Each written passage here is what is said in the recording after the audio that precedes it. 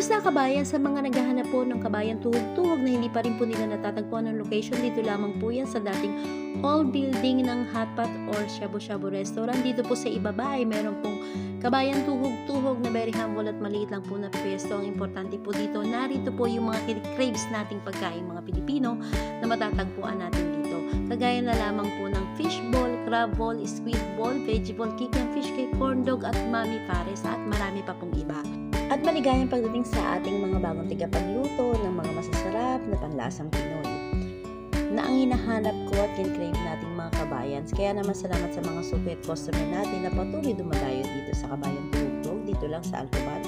Sana ay nabusog namin kayo, napasaya namin kayo sa araw na ito dahil welcome at home ka dito. Hi! Hi! Kamusta pong food nyo? So, nabusin ako dito sa Malia. Hello po kabayan. Andito sila sa sa Kabayan Tuhog-Tuhog. Kamusta po yung food nyo kahit nasira ang daan namin? Masarap. Para ka lang nasa Pinas.